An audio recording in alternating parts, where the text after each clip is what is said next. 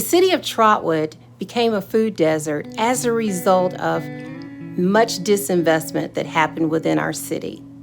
Over the many years, the challenge became what you do about a number of things that were missing within our city, namely the grocery store challenge, the lack of healthy food coming into our community and grocery stores. It's a growing issue in the community. Number one, we lost Target many years ago, but then our last grocery store, Food Town, did shut down about 1.5 years, 2 years ago.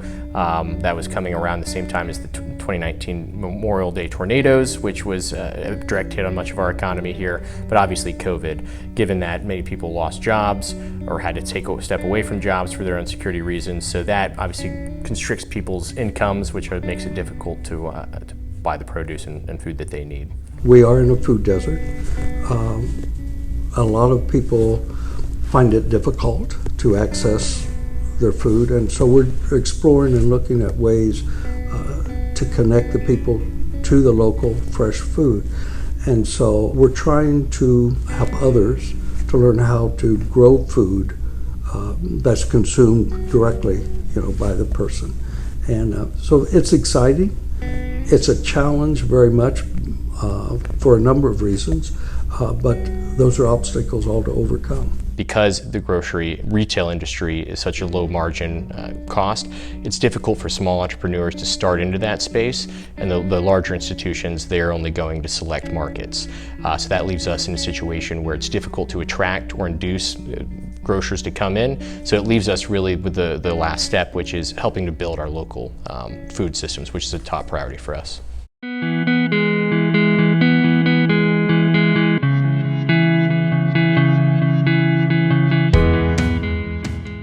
We believe produce is a basic human right and a need, so we try to we supplement what's not here in the community. So access to fruits and vegetables is extremely important, especially for generational health.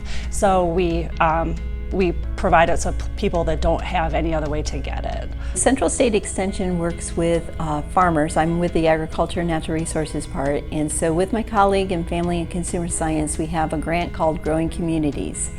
And so with the City of Trotwood, we've created an incubator farm and have a beginning farmer program. So we have the supply with the farmers that are growing the produce, and then the demand part is for consumers to want to put more vegetables into their daily meals. And so this grant is with the City of Trotwood because we want to help kickstart folks that want to farm, that want to contribute to the local food system, and through this beginning farmer program. And we see it as a real partnership because we hope to help them develop a local food system to address some of the needs of a food desert. There's so many moving parts.